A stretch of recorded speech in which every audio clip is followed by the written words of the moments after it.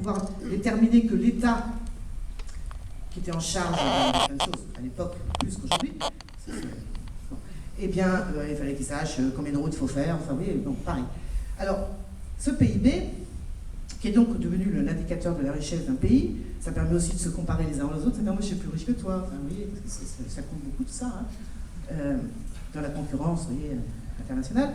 Eh bien, on constate que, grosso modo, de 1945 à 1970, la courbe, elle augmente. Alors, on a une croissance assez constante, même avec une pointe historique dans les années 60, 4, 5, 6, 7% de croissance. C'est ce que font les Chinois en ce moment et les Indiens. Nous, on ne fait plus ça depuis. Et quand vous comparez ce qu'on appelle la courbe de satisfaction des populations, c'est-à-dire on va voir les gens, dire est-ce que tu es heureux comme ils font là-bas au Bhoutan, et alors on pose plein de questions évidemment, hein, parce qu'il faut comment on mesure. Ah ben, t'as un toit, oui, t'as un toit, parce qu'on commence par les besoins fondamentaux, ils sont quand même pas trop stupides, ils commencent par ça, puis après ça va plus loin, évidemment. Est-ce que t'as un téléphone portable, est-ce que t'as un... Eh bien on constate que la courbe du PIB, elle augmente, et la courbe de satisfaction des gens, elle augmente dans les pays riches.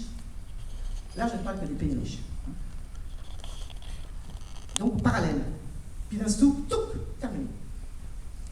Elle se décroche. Et les chiffres montrent que quand vous atteignez un revenu national par habitant d'environ 12 000 euros par an, 12 000 euros par an, eh bien, il y a un décrochage. C'est-à-dire que plus vous accumulez de biens au-dessus, vous n'êtes pas plus heureux. Vous avez suivi ? On est dans la frustration du téléphone portable qui ne dure pas 10 ans. Alors, après, bon, je ne peux pas tout... Dans mon livre, j'expliquerai tout ça en détail, mais sinon il y a encore jusqu'à 3 h du matin. Et vous avez compris, je dois écrire mon livre. Donc, ce PIB, je voulais vous dire que donc, jusqu'à ces années-là, alors ça correspond au premier choc pétrolier, il y a plein de raisons qui font un peu, mais en même temps, c'est très clair, ben, les gens, il y a un moment, ben, quand tu as une voiture, une maison, une machine à laver, bien sûr tu peux en acheter une deuxième, une troisième, une quatrième, mais c'est pas pour ça que tu es plus heureux, et même on constate que tu es moins heureux que ceux qui n'ont pas de machine, pas de... Voilà. Donc il y avait une justification de ce PIB.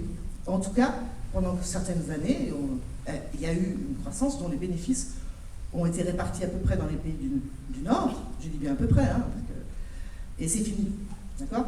Alors maintenant la question c'est qu'est-ce qu'on fait de ça ? Et c'est pour ça que, enfin, comment, alors il y a un débat depuis maintenant, ça fait presque 30 ans, les Nations Unies ont commencé à dire qu'il faut trouver des nouveaux indicateurs de richesse.